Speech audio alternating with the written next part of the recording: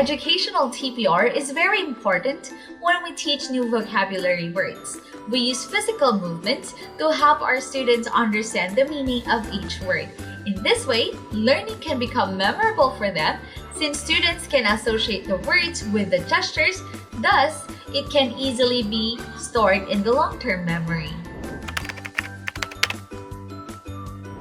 Educational TPR can be used to teach the following. Number 1, numbers. We can show them our fingers and teach them to count.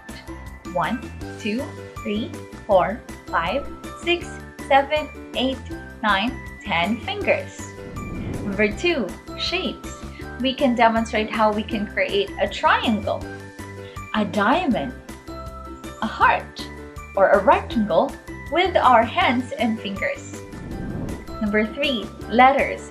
We can model different body movements to create letters, such as G, Y, L.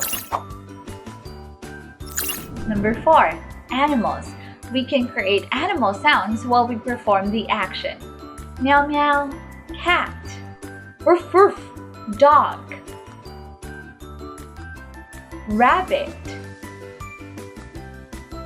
Fish. Tweet tweet, tweet tweet, bird. Number 5, action verbs. Eat. Drink.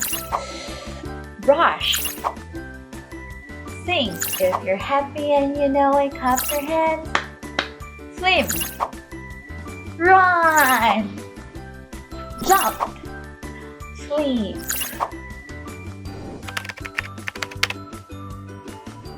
First, we need to select the word we are going to teach to the student, and we can also gather some props to help us explain the meaning of the word. Then we need to say the word, and as we say it, we have to perform the action, show facial expressions if needed, and use props to convey its meaning. Dog. Dog. Dog. Woof woof. Dog. Next, we need to let the student mimic the movement and facial expressions as he or she says the word. Dog. Dog. Woof woof. Dog. Woof woof. Dog. Woof woof. Dog. Encourage the student to participate so we can play a game. We can let the student guess and say the words while we do the actions and vice versa. Lastly, be consistent when using TPR. We also have to review and practice saying the words multiple times to ensure retention. To do this, we need to invite our students to mimic the gestures we do. Take note, this should not be one-sided only. If we fail to invite our students to participate and respond, then they will have a hard time retaining new words. Remember, we have to spark their interest to motivate them to participate, and TPR can help us with it.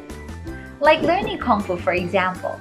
How can the apprentice learn the skills if he or she is just going to watch the master, right? However, we have to be careful when we encourage them to do it because some are shy and may feel embarrassed to make gestures. We have to be patient and wait for them to feel comfortable with it.